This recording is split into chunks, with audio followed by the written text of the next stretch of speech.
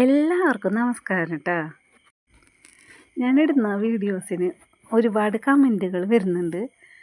അപ്പോൾ എന്നെക്കൊണ്ട് പറ്റാവുന്ന വിധത്തിലൊക്കെ ഞാനതിന് മറുപടി തരുന്നുണ്ട് കേട്ടോ.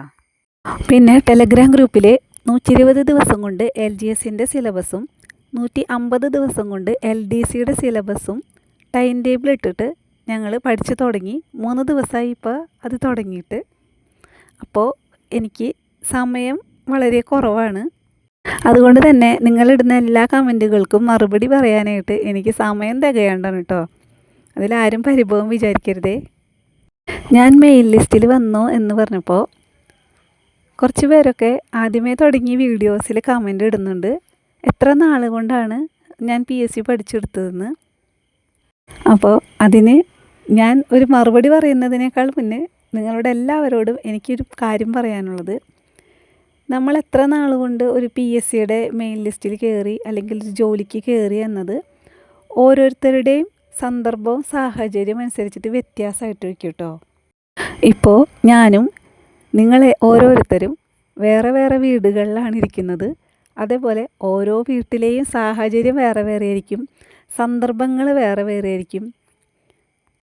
അതുമാത്രമല്ല, പിന്നെ ഓരോരുത്തരും എങ്ങനെ അതിനെ മനസ്സിലാക്കി പഠിക്കുന്നു, അങ്ങനെ കുറേ കാര്യങ്ങൾ ആശ്രയിച്ചിട്ടാണ് ഒരാൾ PSCയുടെ ലിസ്റ്റിൽ വരുന്നത്. ഞാൻ 2019 മുതലാണ് PSC പഠിക്കാൻ തുടങ്ങുന്നത്. ഇത് കേട്ട് ആരും നെഗറ്റീവ് അടിക്കേണ്ട കേട്ടോ. ശരിക്കും പറഞ്ഞാൽ ഒരു 6 മാസം കൊണ്ട് നമുക്ക് ഒരു LDയുടെ സിലബസൊക്കെ എളുപ്പത്തിൽ തന്നെ നമുക്ക് കവർ ചെയ്തെടുക്കാം കേട്ടോ. പിന്നെ ബാക്കിയുള്ള സമയം നന്നായിട്ട് റിവിഷനും ചെയ്താൽ അതിന് പിന്നാലെ വരുന്ന എക്സാമുകളൊക്കെ നമുക്ക് ഒരുവിധം നേടിയെടുക്കാൻ പറ്റും.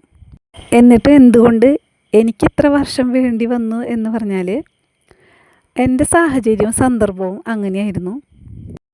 പഠിക്കാൻ തുടങ്ങിയ തുടക്കകാലത്ത് കുറച്ച് നാൾ പഠിച്ചു വന്നപ്പോൾ തന്നെ എനിക്ക് ഭയങ്കര കോൺഫിഡൻസ് ആയിരുന്നു കേട്ടോ, എനിക്ക് ജോലി കിട്ടും എന്നുള്ളത്.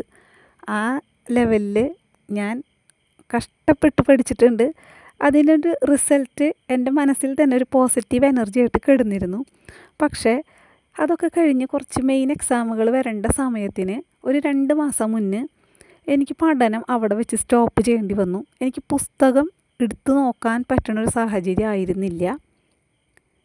അത് കഴിഞ്ഞ് അങ്ങനത്തെ സാഹചര്യങ്ങളൊക്കെ തരണം ചെയ്ത് വീണ്ടും ഇത്രയൊക്കെ പഠിച്ചതല്ലേ, എനിക്കത് ഇട്ടെറിഞ്ഞ് പോകാൻ തോന്നിയില്ല. വീണ്ടും ഒന്ന് ശ്രമിക്കാമെന്ന് വെച്ച് വീണ്ടും പഠനം പൊടി തട്ടിയെടുത്തു. വീണ്ടും ഒരു സ്കോർ ചെയ്ത് ഇങ്ങനെ വന്നു. അപ്പോൾ ആ സമയത്താണ് കൊറോണ വന്നത് കേട്ടോ. പിന്നെ എല്ലാവർക്കും അറിയാലോ, ആ സമയത്ത് ലോക്ക്ഡൗണും മറ്റ് കാര്യങ്ങളൊക്കെ ആയിട്ട് എല്ലാവരും വീട്ടിലുണ്ട്.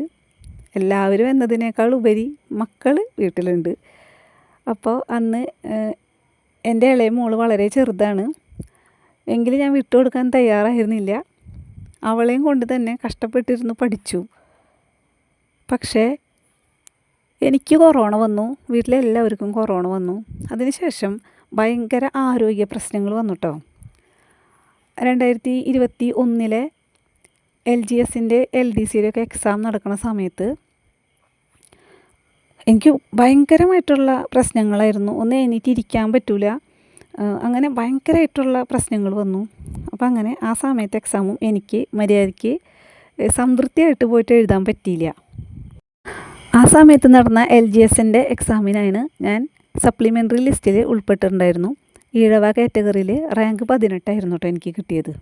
ഒരുപാട് തവണ ഞാൻ കഷ്ടപ്പെട്ടിട്ടും എനിക്കത് കിട്ടിയില്ല, അല്ലെങ്കിൽ എനിക്ക് ഇനി അത് കിട്ടില്ല, എനിക്ക് ഭാഗ്യമില്ല, അങ്ങനെയൊക്കെ കരുതിയിട്ട് ഞാൻ ആ PSC ഇട്ടെറിഞ്ഞു പോയിരുന്നെങ്കിൽ ഇന്ന് എനിക്ക് ഈ LGSൻ്റെ മെയിൻ ലിസ്റ്റിലെത്താൻ പറ്റില്ലായിരുന്നു കേട്ടോ. ജീവിതത്തിൽ തോൽവികളെ നേരിടുമ്പോൾ നമ്മളെല്ലാവരും തളർന്നു പോകും. പക്ഷേ ആ തളർച്ച നമ്മൾ സ്ഥിരമായിട്ട് മനസ്സിൽ കൊണ്ട് നടക്കാണ്ട് അതിൽ നിന്ന് ഉയർത്തെഴുന്നേൽക്കാൻ വേണ്ട ഒരു മനസ്സിന് ശക്തി ഉണ്ടെങ്കിൽ നമുക്ക് എന്തും നേടിയെടുക്കാൻ പറ്റും കേട്ടോ. എൻ്റെ സാഹചര്യങ്ങൾ വളരെ മോശമായിരുന്നതുകൊണ്ടും എന്തിനേക്കാട്ടിലും നല്ലൊരു ഓപ്ഷൻ ഇതാണെന്ന് എനിക്ക് മനസ്സിലായതുകൊണ്ടും പിന്തിരിയാണ്ട് പിടിച്ചു നിന്നതുകൊണ്ടാണ് സപ്ലിമെൻ്ററി ലിസ്റ്റിൽ നിന്നും ഇന്ന് ഞാൻ മെയിൻ ലിസ്റ്റിലെത്തിയത് കേട്ടോ. അതുകൊണ്ട് തന്നെ നിങ്ങളാരും പിന്തിരിഞ്ഞോടരുത് കേട്ടോ ജീവിതത്തിൽ.